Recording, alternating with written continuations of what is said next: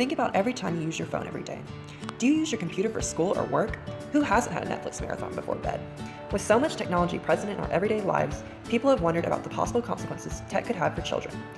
According to multiple studies on screen usage before bed, using your TV, computer, or phone right before bed can have a largely negative impact on your night's sleep.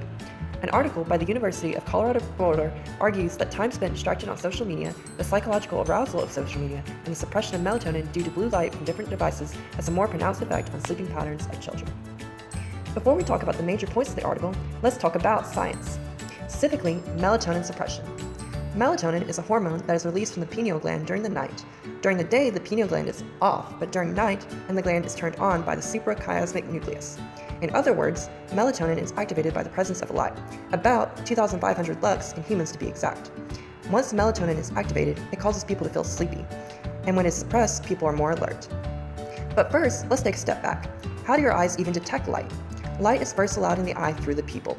Then the lens focuses it onto the retina, which contains photoreceptors, cells that contain pigment-absorbing molecules that absorb light. Detection of light is used both for conscious perception, for example reading a book, as well as unconscious perception of stimuli that gives cues to the brain as to what conditions the body is currently exposed to. This impacts circadian rhythm, aka how your body knows when to eat, sleep, and binge watch Netflix. Now that we have talked about science, let's get back to the main points of the study. First point is that there is an increase in melatonin suppression caused by blue light from different media devices. The Colorado Boulder study points to a study by Shigekazu Higuchi, which found that when adults and school-aged children were exposed to the same amount and intensity of light, children's pupil diameters were significantly larger than adults' pupil diameters. Also, the children's salivary melatonin levels fell almost twice as much as adults when they were exposed to the same levels of light. This means that these kids would not be able to fall asleep as easily as adults, even if they were exposed to the same amounts of light. Studies have also shown that short wavelength blue light that is common in handheld electronics is particularly potent at suppressing melatonin. Overall, the implication of this study is that phone screens would have a significantly worse impact on children's sleep than adult sleep, because children's eyes have increased pupil diameter in varying magnitudes of light, which causes higher levels of melatonin suppression because their eyes are more easily affected. The second point of the article was that specific media content viewed by children could cause cognitive arousal, which would lead to disruption of children's sleeping patterns. In a study by Garrison et al. Involving children's age 3 to 5, the content of media was rated based on violence and scariness and looked at to see its effect on sleeping patterns of children. The sleeping guidelines were standardized by a children's health questionnaire.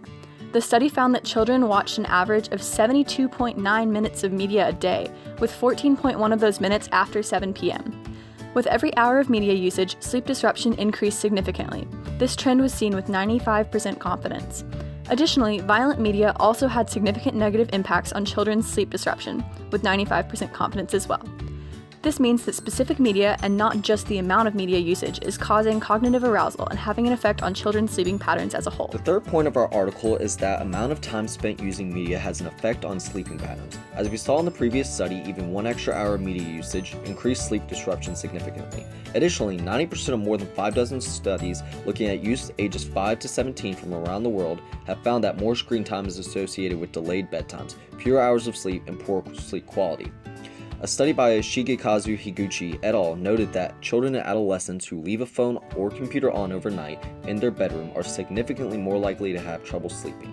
More than 75% of youths have screen-based media in their bedrooms, 60% interact with them in an hour before bedtime, and 45% use their phone as an alarm. With media always an arm's length away, you are on your phone later into the night, delaying sleep and affecting the amount of sleep you could achieve.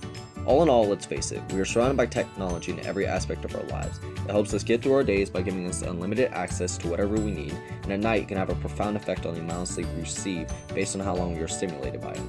Since children are more vulnerable to light, we need to be careful in monitoring the amounts of media usage they have in their daily lives. Try to leave more time between screen time and bedtime and see how much your sleep could change. Thanks for watching.